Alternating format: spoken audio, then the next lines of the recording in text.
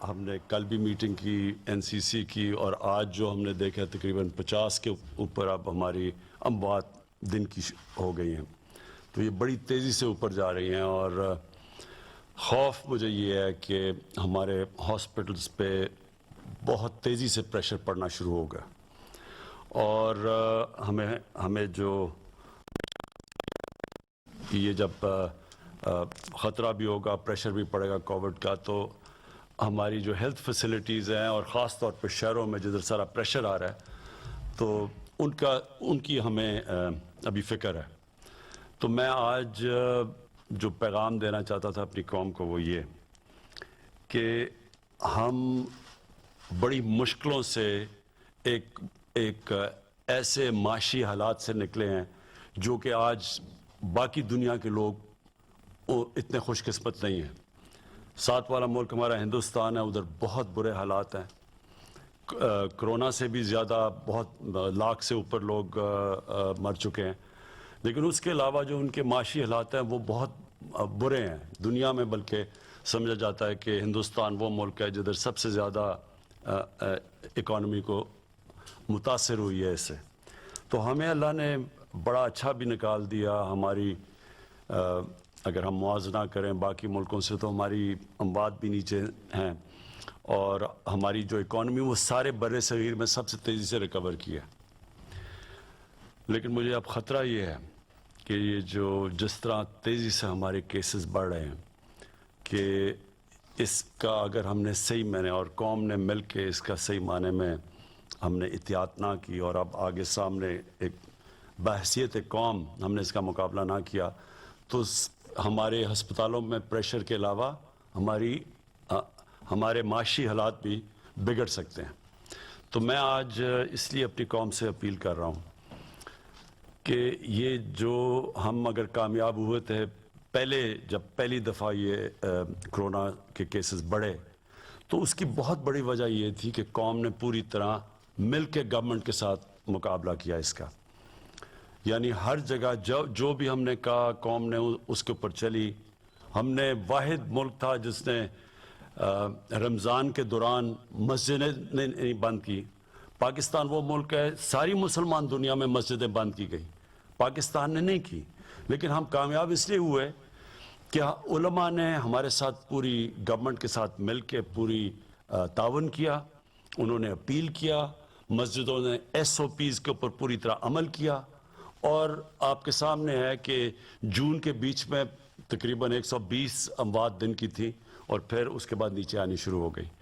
تو اب بھی میں اپیل کرنا چاہتا ہوں اپنے علماء سے, اپنے اوپینین میکر سے, سب جو بھی معاشرے میں جو بھی بڑے ہیں سب کو یہ کہنا چاہتا ہوں کہ دیکھیں یہ جو چیلنج اب سامنے ہے, اللہ نے اگر ایک دفعہ ہمارے اوپر اپنا کرم کیا تھا تو ہم اس کا شکر اس طرح ادا کریں کہ اب سب ذمہ داری لیں اس کی. قوم مل کے, گورنمنٹ اور قوم مل کے یہ جو دوسرے بڑی تیزی سے جو کیسز بڑھ رہے ہیں ہم سب مل کے اس کے سامنے کھڑے ہوں. میں جو دوسری چیز کہنا چاہتا ہوں وہ یہ کہ ہم نے فیصلہ کیا ہے کہ ہم اپنی فیکٹریاں نہیں بند کریں گے. ہم روزگار میں جو بھی چیزیں روزگار دیتی ہیں ہم ان کو بند نہیں کریں گے. ہم اپنے لوگوں کے اوپر وہ جو مثلاً اس وقت یورپ میں, انگلینڈ میں انہوں نے پورا لاک ڈاؤن کر دیا ہے, ہم وہ نہیں کریں گے. کیونکہ ہمارے ملک کے اندر جو دہاڑی دار ہیں, جو وہ طبقہ جو کہ دن میں محنت کر کے اپنے بچوں کا پیٹ پالتا ہے, ان کو ہم بے روزگار نہیں کر سکتے. تو ہم نے یہ فیصلہ کیا ہوا ہے. لیکن میں سب کو کہوں گا جو فیکٹریاں چلا رہے ہیں, یعنی جن کی دکانیں ہیں, جو ہم نے شاپنگ مالز بھی ہیں, ایس او پیز کے اوپر سب نے چلنا ہے. اور سب سے آسان ایس او پی ہے کہ اپنے یہ ماسک پہنیں. یہ سب سے زیادہ ایک آسان چیز بھی ہے لیکن اس سے وہ پھیلتی سب سے کم ہے, یہ جو کرونا وائرس ہے, جو کووڈ ہے. تو اس لیے یہ سب اس کو پہن کے پھریں, پبلک میں جدھر جائیں اس کو پہنیں تاکہ ہم کسی نہ کسی طرح یہ جو تیزی سے پھیل رہی ہے یہ کووڈ, اس کا جو پھیلاؤ ہے اس کو روکیں. اور پھر سے میں یہ ریپیٹ کرتا ہوں کہ ہم نے اپنے کاروبار فیکٹریز ہم نے بند نہیں کرنی، کیونکہ اس وقت ہماری ایکسپورٹس اللہ کا شکر ہے کہ بڑی دیر کے بعد ہماری ایکسپورٹس بڑھی ہیں اور بڑھ رہی ہیں، اور ہماری اگر ہم مقابلہ کریں ہندوستان اور بنگلہ دیش سے، کووڈ میں ان کے ہمارے سے پیچھے، ہمارے ان سے ہم تیزی سے آگے بڑھے ہیں۔ اور فیصل آباد ابھی میں ہو کے آیا تھا، وہاں ساری ہماری ٹیکسٹائل انڈسٹری پوری طرح چل رہی ہے اب وہاں، بلکہ ان کو اب لیبر کی کمی ہو گئی ہے، اتنی تیزی سے وہ فیکٹریاں چل رہی ہیں، تو ہم اب ان کو بند نہیں کریں گے، کیونکہ ہم نے یہ فیصلہ کیا ہے کہ اگر ہم کرونا سے بچاتے بچاتے اپنے لوگوں کو بھوک سے نہیں مار سکتے، اور مشکلوں سے اگر ہمارے حالات اب بہتر ہوئے ہیں تو ہم اپنی اکانومی کو نہیں روکیں گے۔ تو میری اپیلز جو میں نے آپ سب کو آج بلایا، میری اصل وجہ یہ تھی کہ لوگوں کو احتیاط کرنی چاہیے، ذمہ داری لینی چاہیے، جس طرح ساری قوم نے مل کے پہلے ایس او پیز کے اوپر چل کے تو اس کو کرونا کو شکست دی تھی، یعنی ایک دم کیسز نیچے آ گئے تھے، پھر سے ہم سب کو مل کے وہ کرنا چاہیے۔ جی اچھا سر، یہ فرمائیے، محمد شاہد چودھری میرا نام ہے، 92 نیوز سے میرا تعلق ہے۔ سر یہ فرمائیے گا کہ آپ نے پہلے بھی کرونا کے اوپر جو ہے بڑے زبردست اقدامات کیے، اب اپوزیشن کی جانب سے جلسے جلوس لگاتار کیے جا رہے ہیں، اب ان کی جانب سے جنوری میں حکومت جانے کی اطلاعات بھی دی جا رہی ہیں، کیا وجہ ہے؟ کیا ان کو جلسے جلوس کی آپ اجازت دیں گے جبکہ آپ نے تعلیمی ادارے جو ہیں وہ بھی بند کر دیے ہیں؟ کیا آپ نہیں سمجھتے کہ ان کے جلسے جلوس جو ہیں ان کو روکنا چاہیے؟ دیکھیں، 50 سے اوپر اموات ہوئی ہیں پچھلے 24 گھنٹے میں، اور یہ گئی ہیں تقریباً 2 ہفتے میں، یہ 8-9 سے یا 6-7-8 اس طرح تھی، ادھر سے پہنچی ہیں 2 ہفتے کے اندر 50 پہ پہنچ گئی ہیں۔ اور اگر یہ احتیاط نہ کی، آپ دیکھتے رہیں گے کیونکہ یہ تو ساری اب ریکارڈڈ ہیں، تو یہ اسی طرح بڑھتی جائیں گی۔ کوئی بھی ہمیں ایسی چیز نہیں کرنی چاہیے جدھر لوگ جمع ہوتے ہیں۔ ہمیں پتہ ہے کہ یہ جو کیسے پھیلتی ہے کرونا، جب لوگ قریب جمع ہوتے ہیں اور کلوز کانٹیکٹ کے اندر یہ تیزی سے پھیل جاتی ہے۔ اس لیے میں نے پہلے بھی اپیل کی تھی، ہم نے اپنا جلسہ پہلے بھی ختم کر دیا تھا، ہم نے یہ فیصلہ کیا تھا کہ اس وقت جب تک یہ ہم اس کے اوپر قابو نہیں پاتے، یعنی نیچے نہیں جاتی کرو، تب تک ہم کوئی پبلک گیدرنگ نہیں کریں گے۔ اور یہ اس وقت اسلام آباد ہائی کورٹ کا بھی آرڈر ہے، لوگوں کی جانوں کو خطرے میں ڈال رہے ہیں، یہ کوئی فائدہ نہیں ہونا ہے جلسے جلوس سے، کوئی کسی کو این آر او نہیں ملنے لگا، جتنے مرضی آپ جلسے جلوس کر لیں، لیکن لوگوں کی جانوں کو خطرے میں ڈال رہے ہیں، اس لیے ہم بالکل اس کی اجازت نہیں دیں گے۔ یہ رہنمائی فرمائیے گا کہ آپ کی لاہور میں موجودگی سے استفادہ کرتے ہوئے لاہور سے متعلق ایک سوال کرنا چاہ رہا ہوں کہ پنجاب میں عثمان بزدار کی قیادت میں ہر ہفتے کسی نہ کسی پروجیکٹ کا جو ہے وہ افتتاح ہو رہا ہے، لانچنگ ہو رہی ہے۔ ایک آپ کا پروجیکٹ ہے جو میگا پروجیکٹ جسے کہتے ہیں، 5000 ارب سے زائد کا پروجیکٹ، جو راوی ریور اربن پروجیکٹ ہے، اس کے حوالے سے کچھ ابہام بھی ہیں کہ اتنا پیسہ کہاں سے آئے گا؟ لاہور کی آگے ہی اتنی آبادی ہے، کیا اس سے کوئی آلودگی میں اور کوئی اضافہ نہیں ہوگا؟ آپ کے ذہن میں کیا ویژن ہے کہ یہ پروجیکٹ ملک کے لیے یا لاہور کے لیے کیا فوائد دے گا؟ دیکھیں، یہ بڑا اچھا آپ نے یہ سوال پوچھے ہیں کہ یہ پروجیکٹ جو ریور راوی پروجیکٹ ہے، اس کا کیا فائدہ ہوگا۔ 2 پروجیکٹس ہیں اس وقت جو بہت ضروری ہیں پاکستان کے لیے۔ ایک ہے راوی کا پروجیکٹ، دوسرا ہے کراچی میں جو بنڈل آئلینڈ پروجیکٹ ہے۔ یہ کیوں ضروری ہے؟ کراچی پھیلتا جا رہا ہے، اور اگر کراچی کے اوپر اگر نہ ایک ماڈرن شہر بنے جو پریشر لے کراچی سے، تو کراچی اتنا پھیل گیا ہے کہ نہ وہاں گندگی اٹھ سکتی ہے، نہ وہاں کچرا اٹھ سکتا ہے، نہ سیوریج سسٹم کام کرتا ہے، نہ پانی پہنچ سکتا ہے، کیونکہ جتنا شہر پھیلتا جائے اتنا مسئلہ آ جاتا ہے۔ اور پھر آلودگی، پولوشن بڑھتی جاتی ہے، کیونکہ آپ اگر کانکریٹ پھیلاتے جائیں گے پولوشن بڑھتی جائے گی۔ لاہور کا کیا ہے کہ لاہور میں سب سے بڑا مسئلہ آ گیا کہ پانی لاہور کا بالکل نیچے چلا گیا، اور جس ریٹ پہ لاہور پھیلا ہے، لاہور ہم پچھلے 20 سال میں 1.5 گنا زیادہ بڑھ گیا، جو لاہور 20 سال پہلے تھا اور آج۔ اور پچھلے 20 سال میں لاہور کے جو درخت ہیں وہ 70% کم ہو گئے ہیں، جو گرین کور ہے وہ کم ہو گیا، جس کی وجہ سے آلودگی بڑھ گئی ہے۔ اور یہ بہت بڑا ایشو بن گیا لاہور میں. ایک پانی کا مسئلہ آ گیا, ایک یہ پولوشن بڑھ گئی, اور تیسری چیز لاہور پھیلتا جا رہا ہے اور پھیلتا جا رہا ہے. اگر یہ جو راوی پروجیکٹ جدھر بن رہا ہے, اگر لاہور میں اگر یہ ایک نیا شہر جو یہ بن رہا ہے راوی پروجیکٹ, اگر یہ نہیں بنتا, ویسے ہی 5-6 سالوں میں لاہور نے وہاں پہنچ جانا ہے. اور ہوگا کیا کہ ان پلانڈ ڈیولپمنٹ ہے یہ ساری. ان پلانڈ ڈیولپمنٹ کا مطلب کہ نہ کوئی دیکھتا ہے کہ سیوریج ہے, نہ گندگی کدھر جائے گی, کچھ نہیں دیکھتا. وہ ساری جا رہی ہے راوی میں, جو کہ ایک سیوریج, صرف سردیوں میں صرف سیوریج ہی ہے راوی کے اندر, پانی ختم. تو مقصد اس کا راوی پروجیکٹ کا لاہور کو بچانا ہے. جو بنڈل آئلینڈ کا پروجیکٹ ہے وہ کراچی کو بچانا ہے سب سے پہلے تو, کیونکہ یہ اوپر جائیں گے. یہ جو دو ہیں یہ بجائے اس طرح پھیلیں گے, یہ اوپر جائیں گے تاکہ, اور اگر یہ پھیلتے جائیں گے تو جو فوڈ سیکیورٹی ہے پاکستان کی, مثلا آپ کی جو زراعت ہے, جو ایگریکلچر ہے, اس کے لیے زمین کم ہوتی جا رہی ہے. اس لیے ساری دنیا میں نیو یارک میں کیوں شہر اوپر جاتے ہیں, کیونکہ وہ بچاتے ہیں اپنے گرین ایریاز کو. تو یہ جو پروجیکٹ ہے پہلے تو یہ پانی بچائے گا اس راوی کے اوپر. میں نے اس لیے عمران منیر کو خاص طور پہ یہاں بٹھایا ہے کہ یہ آپ کو مختصر بتا دیں گے کہ اس کے کیسے وہ لاہور کی واٹر ٹیبل اوپر آئے گی, کیسے ٹریٹمنٹ پلانٹ لگائے جائیں گے سیوریج کے, تاکہ صاف پانی جائے راوی کے اندر, تاکہ راوی ریور, جو راوی بالکل ہی نالا بن گیا سردیوں میں, اس کو کیسے ریوائیو کرنا ہے. راوی بھی بچے گا, گراؤنڈ واٹر بھی کیسے لاہور کا اوپر جانا ہے. پھر 60 لاکھ درخت اگائے جائیں گے وہاں تاکہ وہ ہوا کو صاف کرے. ایک ماڈرن سٹی بنے گی جو کہتے, جو سارا جو گرین سٹی کہتے ہیں, دونوں کراچی, وہ بنڈل آئلینڈ کا بھی وہ, اور میں بنڈل آئلینڈ جو آئلینڈ کا جو ہے جو کراچی کا جو آئلینڈ ہے اس کا بھی آپ کو بتا دوں.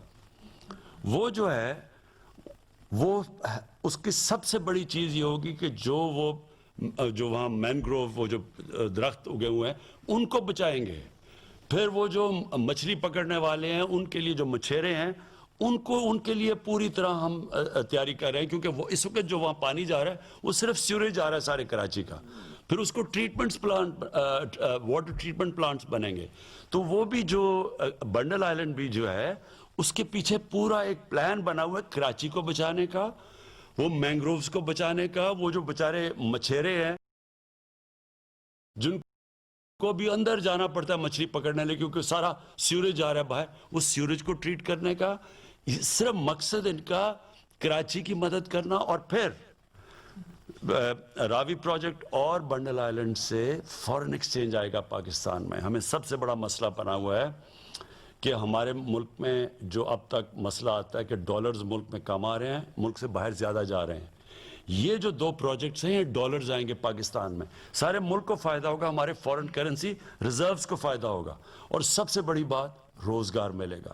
اس وقت ہمارا نوجوان آبادی ہے, بے تحاشا روزگار ملے گا راوی پروجیکٹ سے اور بنڈل آئلینڈ سے.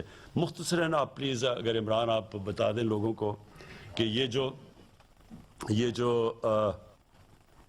راوی پروجیکٹ ہے, اس کے ذرا 1 2 3 یعنی 4-5 پوائنٹس بتا دیں لوگوں کو. بسم اللہ الرحمن الرحیم. جیسے کہ ابھی پرائم منسٹر صاحب نے بتایا, اس کا سب سے بڑا امپیکٹ پانی سے ریلیٹڈ ہے. اس میں ہم لوگ 28 سے 30 فٹ اونچی سائڈوں پہ دیواریں بنا کے 3 براجز کریٹ کر رہے ہیں, جس کے اندر پانی کو سٹور کیا جائے گا. آج آپ کا پانی سارا بہہ کے ضائع ہو جاتا ہے, لاہور کے کوئی فائدے میں نہیں آتا. جب پانی کو لیک کی فارم میں سٹور کیا جائے گا تو لاہور شہر میں ہی وہ پانی ریچارج کرے گا آپ کے ارد گرد کے پانی لیول کو. تو 50% سے زیادہ ہمارا پانی جو ڈپلیٹ ہو جاتا تھا, آگے نکل جاتا تھا, ہم لاہور کے فائدے میں لانے میں کامیاب ہو جائیں گے. دوسرا, اللہ نہ کرے ہمارے پانی کی کوئی سیلاب بھی آتے ہیں تو ہم اس کو بھی اس سے پروٹیکٹ کر سکیں گے. اور جو وہاں پہ بیٹھی ہوئی آج انلیگل آبادیاں بن گئی ہیں, ان کو بچانے کا بھی یہ طریقہ ہے تاکہ سیلاب آ جائے تو ان کی بھی جان بچ جائے, کیونکہ حکومت کی ایکچولی ذمہ داری ہے ان کی حفاظت. تو پانی کے حوالے سے یہ فوائد ہے. اور دوسرا, جیسے کہ پی ایم صاحب نے بھی 60 لاکھ درخت کا بتایا تھا, اس کے علاوہ اس کے اندر ایکو سٹی پلان کی گئی ہے, جس کے اندر جہاں وہاں علاقے میں کوئی لیچی کے فارمز اور یہ چیزیں لگی ہوئی ہیں रही हैं तकरीबन 3000 एकड़ पे, उसको हम वैसे ही मेंटेन कर रहे हैं, उसके अंदर कोई फार्म्स को हम तोड़ नहीं रहे, खराब नहीं कर रहे। और वहां पे फॉरेस्ट की जमीन तकरीबन 1700 एकड़ है, जिसमें इस वक्त तकरीबन 800 एकड़ पे काश्त नहीं हुई हुई, हम उसकी भी काश्त ऐड करेंगे। तो अगर आप ये सब कुछ ऐड कर लें तो वहां 60 लाख नहीं, शायद ये दरख्त 72 से 75 लाख तक पहुंच जाए। तो it's totally eco friendly, environment के फायदे के लिए है और पानी के मसले हल होते हैं। और सबसे बड़ी बात, लाहौर शहर का पानी ट्रीट होके उसको कहीं फेंकने का या डिस्पेल करने का हमारे पास आज तरीका नहीं है। हमने फेंकना दरिया रावी में, पानी बह जाएगा, एंड में जाके कहीं समुद्र में गिर जाएगा, जाया हो जाएगा। यहाँ पे 7 वाटर ट्रीटमेंट प्लांट लगाए जा रहे हैं जो लाहौर शहर का पानी भी ट्रीट करेगा और वो जो रावी के इर्द गिर्द अगर वादियां बनती है उनका भी पानी ट्रीट करेगा। तो उस पानी के जखीरे को बचाने से हम अपने फ्यूचर के पानी के मसाइल भी हल कर लेंगे। और साथ इसके जब आप ये रिटेलिंग वॉल्स बना लेंगे तो इर्द गिर्द इसकी एक प्लान बना के, मास्टर प्लान के तहत एक अच्छी डेवलपमेंट की जाएगी ताकि लोगों को सीवरेज, इलेक्ट्रिसिटी, गैस और जो नेचुरल फैसिलिटीज देनी होती हैं वो दी जा सकें। क्योंकि अभी अगर वहां जो इलीगल डेवलपमेंट है उसमें ना सीवरेज का कोई तरीका अवेलेबल है, ना बिजली का पता है, ना गैस का पता है, और इसकी वजह से सारी प्लानिंग का फुकदान है। इससे ये मसले भी हल हो जाएंगे। जी, थैंक यू। मेरा नाम बासित महमूद है, GNN टीवी से मेरा ताल्लुक़ है। मेरा सवाल सफारती मामला से है। जिस तरह से हुकूमत ने शुरू में पाकिस्तान को मुआशी बहरान से निकालने के लिए जो दोस्त ममालिक है उनसे कांटेक्ट किया, बड़ा फ़ायदा हुआ, और इंडिया का जो प्रोपेगेंडा था उसको बड़ा अच्छे तरीके से काउंटर किया। लेकिन अभी एक नया मामला जो मशरक़ वस्ता में शुरू हुआ है इसराइल को तस्लीम करने के मामले में, तो हुकूमत की क्या पॉलिसी है, किस तरह से पाकिस्तान को जो आइसोलेशन अगर जाता है उससे किस तरह से उसको बचाया जाएगा? देखिए, सबसे पहले तो अगर जो सबसे बड़ी, अगर मैं कहूँ कि एक सबसे बड़ी जो कामयाबी हमारी हुकूमत की है वो पाकिस्तान की फॉरेन पॉलिसी है। कभी भी आप अगर देख लें दुनिया में एक इतनी मुल्क की एक्सेप्टेबिलिटी नहीं जितनी आज पाकिस्तान की है। अब तक ये होता रहा था कि हिंदुस्तान एक बड़ा अच्छा मुल्क था और पाकिस्तान सिर्फ दहशतगर्दों का था। आज आप देख लें इंटरनेशनल प्रेस सिर्फ और सिर्फ हमारी हुकूमत की इंटरनेशनल लॉबिंग की वजह से आज दुनिया में जिधर जिधर हमने जाके अपनी फॉरेन पॉलिसी और एक्सपोज किया है कि जो हिंदुस्तान कर रहा है इस वक्त कश्मीर में और हिंदुस्तान में, कभी भी ये कामयाबी पाकिस्तान को नहीं थी। और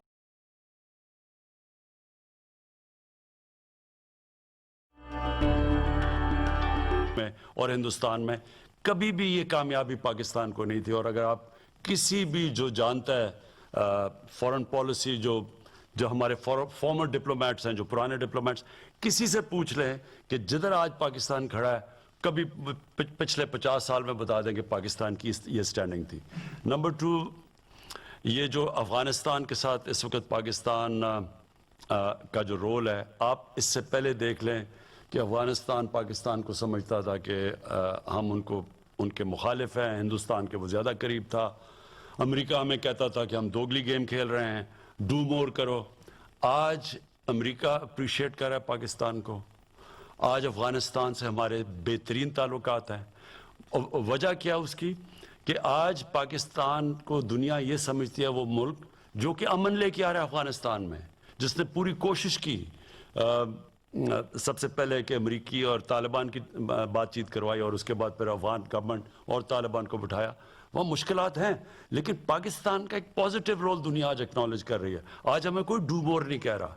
और ये अगर आप देखें तो मुझे ज़रा देखें पिछले 20 साल में पाकिस्तान को कितनी ज़िल्लत का सामना करना पड़ा है कि डू मोर कहें और फिर हमें बुरा भला भी कहा, जंग किसी और की ज़िम्मेदार हमें ठहराया जा रहा था उनकी कामयाबी ना होने की। और अगर आप हमारा तुर्की से अच्छे ताल्लुकात हैं, हमारे ईरान से अच्छे ताल्लुकात हैं, सऊदी अरेबिया से हैं, UAE से हैं, हमें कोई किसी किस्म का प्रेशर नहीं था कि जी हम कि इसराइल को हम रिकग्नाइज़ करें। पाकिस्तान का तो मौक़िफ़ है, कायदे आज़म की 1948 में स्टेटमेंट दी हुई थी कि जब तक कि फ़लस्तीनियों को उनका हक नहीं मिलेगा, इंसाफ नहीं मिलेगा, हम उनको तस्लीम नहीं कर सकते। और उसी पे पाकिस्तान खड़ा है। Last question.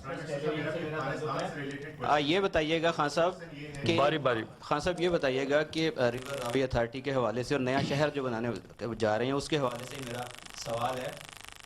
माजी की अगर आप 10-15 साल की गवर्नमेंट्स का जायज़ा लें तो बड़े प्रोजेक्ट अनाउंस हुए اور وہ پروجیکٹ جو ہے لوگوں کے اوورسیز کے اربوں بلینز آف روپیز آئے لیکن وہ سارے جو ہے کہیں قبضہ ہو گیا عدالتوں میں کیسز. یہ شہر جو جتنی آپ کی کریڈیبلٹی ہے آپ یہ بنا جائیں گے لیکن جو جتنا ٹرسٹ ہے اوورسیز کو اور پاکستانیوں کو آپ کس طرح مینیج کریں گے کہ ان کا جو سرمایہ ہے وہ محفوظ رہے, اس پر کوئی قبضہ گروپ نہ آئے. جس طرح پولیٹیکل کچھ پارٹیز بھی ان کو جو ہے وہ پشت پناہی ان کی کرتی تھی, کیسے مینیج کریں گے لوگوں کی توقعات؟ دیکھیں میں بار بار کہتا ہوں پاکستانیوں کو کہ ہمارا سب سے بڑا اثاثہ بیرون ملک پاکستانی ہے. ان کے ابھی تک ہم نے پاکستان میں وہ سسٹم ہی نہیں بنایا تھا کہ وہ اپنا پیسہ پاکستان لا سکیں. زیادہ سے زیادہ وہ کوئی پلاٹ لیتے تھے اور ان کے اوپر بھی قبضے ہو جاتے تھے. ایک تو یہ جو 2 بڑے پروجیکٹس ہیں ان کے اندر انشاءاللہ جو میں جانتا ہوں بہت زیادہ انٹرسٹ ہے اوورسیز پاکستانیز کا, جس کی وجہ سے ڈالر جائیں گے پاکستان میں, جس کی وجہ سے ہمارے فارن ایکسچینج ریزروز اوپر جائیں گے. لیکن جو دوسری بات کی آپ نے قبضوں کی, ہمیں پوری طرح ہم اب قبضہ گروپس کے پیچھے جا رہے ہیں. پنجاب میں خاص طور پہ ایک عثمان بزدار نے پوری ایک ان کی ٹیم سارے بڑے بڑے قبضہ گروپ کے پیچھے جا رہے ہیں. ابھی آپ کو لاہور کے قبضہ گروپ کی آوازیں سنیں گے, ابھی آپ چیخوں کی آوازیں سنیں گے, اور اس کے بعد بڑے بڑے قبضہ گروپ, اور یہ سارے ملے ہوئے تھے. ہم نے پوری طرح تفتیش کر کے یہاں تک پہنچے ہیں کہ قبضہ گروپس کو پولیٹیکل پارٹیز ان کو بیک کر رہی تھیں, یہ ان کے لیے پیسے اکٹھے کر کے دیتے تھے, یہ ان کے جلسے کراتے تھے, ان کو الیکشن میں پیسے دیتے تھے, اس کے بعد وہ ان کو پوری کوئی ایڈمنسٹریشن ان کو ہاتھ آتی تھی. پرائم گورنمنٹ کی زمینوں کے اوپر انہوں نے قبضے کیے ہوئے ہیں. کئی پولیٹیشنز نے بڑے بڑے پلازا بنائے ہوئے ہیں, گورنمنٹ کی اربوں روپے کی زمینوں کے اوپر پلازے بنائے ہوئے ہیں. ان سب کے پیچھے ہم جا رہے ہیں, اور ہم ایک پوری چیف سیکرٹری کے ساتھ اپنے پورا ایک پروگرام بنایا ہوا ہے کہ ایک پوری اب ٹیم بنے گی. یہ جو سوسائٹیز کے اندر یہ قبضہ گروپ بیٹھے ہوئے ہیں جو کہ دیکھ لیتے ہیں کہ اچھا جی اوورسیز پاکستانی ہیں, وہ یہاں ہے نہیں, وہ نہیں ہوتے تو ان کی زمینیں قبضہ, اس کے اوپر اب پورا پلان کر رہے ہیں. تو آپ لاہور میں بیٹھے ہیں, آپ دیکھیں گے بہت بڑا ایکشن ہونے والا ہے ان کے اوپر. شروع ہو گیا ہے لیکن ابھی تو 5% شروع ہوا ہے. یہ آپ دیکھیں گے کہ ہم ایک قبضہ گروپ کے پیچھے جا رہے ہیں. ذیشان میرے سوال کے 2 حصے ہیں. اس وقت اپوزیشن کا جو بیانیہ ہے حکومت مخالف, وہ صرف ہے کہ مہنگائی ملک میں بہت ہے, حکومت کی معاشی پالیسیاں ٹھیک نہیں ہیں, اور آپ کی معاشی ٹیم پر اس حوالے سے کافی تنقید ہوتی ہے. اس وقت جو ڈالر قدرے کم ہو رہا ہے, روپے کی قدر مستحکم ہو رہی ہے, کیا حکومت کی اس کے پیچھے کیا اسٹریٹجی ہے, یا یہ ایک مصنوعی چینج ہے؟ دوسرے نمبر پہ پنجاب کے اندر آٹا اور چینی بظاہر تمام ہم بازاروں میں دیکھتے ہیں موجود ہے, لیکن جس طرح کہا یہ جا رہا ہے کہ آٹا موجود نہیں ہے یا چینی موجود نہیں ہے, اتنا رش وہاں نظر نہیں آ رہا. کیا لوگوں کو اعتماد نہیں ہے, لوگ ان سہولت بازاروں میں جاتے نہیں, یا ایڈمنسٹریشن کی طرف سے کوئی ایشوز ہیں؟ دیکھیں مہنگائی کا تو میں یہ کہہ دوں کہ ہمیں ایک تو شوگر مافیا, وہ تو اب کمپٹیشن کمیشن نے بتا دیا کہ یہ ملک کے مونوپلیز بناتے ہیں اور پھر یہ ملک کے قیمتیں بڑھا دیتی ہیں چینی کی. تو اس کے اوپر تو آپ دیکھ رہے ہیں کہ چینی کی بھی اب قیمتیں نیچے آنی شروع ہو گئی ہیں, اور اس کے اندر گورنمنٹ نے امپورٹ کی چیز سستی چینی لے کے آئے. اور ہمیں پہلے یہی نہیں پتا تھا کہ شوگر مل ایسوسیشن ہی بتاتی تھی کہ قیمت کیا ہے چینی کی, وہی بیچ رہے ہیں, وہی بتاتے تھے قیمت کیا ہے, اور وہی پھر کہتے تھے کہ جی اتنی چینی ہو گئی ہے. اور کئی تو اب انہوں نے جو چینی ہمیں بتائی وہ زیادہ بتا دی, بعد میں پتا چلا کہ کم ہے, اور جب کم ہوتی ہے قیمتیں اوپر چلی جاتی ہیں. یہ پورا ایک ہمیں پہلی دفعہ تجربہ ہوا ہے کہ کس طرح ایک مل کے مہنگائی کی جاتی ہے. اور گندم کا مسئلہ ادھر سے شروع ہوا کہ 2 سال غلط ٹائم پہ بارش ہو گئی, کٹائی کے وقت بارش ہوئی, اس سے ہماری گندم کم ہو گئی. جب گندم کم ہوئی تو اس کی قیمت اوپر چلے گئی, اور ہمیں اسیسمنٹس دی گئیں وہ غلط دی گئیں فوڈ سیکیورٹی کی طرف سے, اور پھر جو ہم نے امپورٹ کی وہ تھوڑی لیٹ ہو گئی, جس کی وجہ سے قیمت اوپر چلی گئی. لیکن ایک منٹ ٹھہر جائیں. لیکن جو آپ نے بات کی نا, اس کے علاوہ 2 بڑے مسئلے تھے پاکستان کے. ایک فسکل ڈیفیسٹ یعنی آمدنی اور خرچے میں کمی, دوسری کرنٹ اکاؤنٹ ڈیفیسٹ یعنی کہ پاکستان کی تاریخ کا جو ٹریڈ ڈیفیسٹ یعنی امپورٹس اور ایکسپورٹس کے اندر $40 ارب کا خسارہ تھا. ٹریڈ گیپ یعنی کتنی ملک میں ڈالر آ رہے تھے اور کتنے باہر جا رہے تھے, $20 ارب کا خسارہ تھا. یہ تاریخی خسارے تھے پاکستان میں. 2 سال کے بعد آج ہمارا جو کرنٹ اکاؤنٹ ڈیفیسٹ کہتے ہیں جس کے اوپر ریٹنگ ہوتی ہے ملک کی، یہ 17 سال کے بعد ایک کوارٹر یعنی پورے کوارٹر کے اندر جو ہمارا پہلی 17 سال کے بعد نفع میں گیا یعنی سرپلس میں گیا. دوسرا جو فسکل ڈیفیسٹ ہے آمدنی اور خرچے میں، اگر ہمیں انہوں نے جو لیے ہوئے قرضے ان کی قسطیں نہ دینی پڑیں، یہ بھی بڑی دیر کے بعد پاکستان کا جو فسکل سچویشن ہے وہ سرپلس میں چلی گئی ہے. پرائمری ڈیفیسٹ، پرائمری سرپلس جو کہتے ہیں، وہ پہلی دفعہ وہ سرپلس میں چلی گئی ہے. پرائمری ڈیفیسٹ، پرائمری سرپلس جو کہتے ہیں، وہ پہلی دفعہ پرائمری سرپلس ہوا ہے پاکستان میں بڑی دنوں کے بعد. یعنی اگر ہمیں قرضوں کی قسطیں نہ دینی پڑیں تو ہمارے جو اس وقت آمدنی ہے وہ خرچوں سے زیادہ ہے. پہلی چیز یہ جو ڈالر ہے، ہم کوئی پیسہ نہیں خرچ کر رہے. ڈالر اپنی نیچرل ریٹ کے اوپر، مارکیٹ ریٹ کے اوپر آیا اور تھوڑا بڑھ بھی رہا تھا، اور انشاءاللہ یہ اب ڈالر آپ دیکھیں گے کہ مضبوط بھی ہوگا، کیونکہ جب آپ کا سرپلس کرنٹ اکاؤنٹ سرپلس ہو جاتا ہے تو سیدھا سیدھا آپ کی کرنسی مضبوط ہو جاتی ہے. اور جو سب سے خوشائن چیز ہے کہ ہماری ایکسپورٹس، جو کہ پچھلے 5 سال جو نون لیگ کے 5 سال تھے، اس میں کیونکہ ڈالر انہوں نے اوپر پڑا رکھا ہوا تھا، اس سے ایکسپورٹس بلکہ وہیں کی وہیں رک گئی، 0% انکریز تھی. یہ اب بڑی دیر کے بعد پاکستان کی ایکسپورٹس ٹھیک ہو رہی ہیں. تو ہر طرف معاشی طور پہ پاکستان صحیح راستے پہ. یہ نہیں کہ ابھی مسئلے نہیں ہیں، کیونکہ ہمیں سب سے بڑا مسئلہ پڑا ہوا ہے کہ اتنا بڑا قرضے چھوڑ کے گئے ہیں، ان کا سود ہمارے اوپر پڑا ہوا ہے. لیکن جو اس وقت اکانومی ہے، اگر آپ چھوڑیں پاکستانی کیا کہتے ہیں، آپ انٹرنیشنل ایجنسیز دیکھ لیں تو ان سب کے اندر ہماری اکانومی آج پازیٹیو راستے پہ ہے.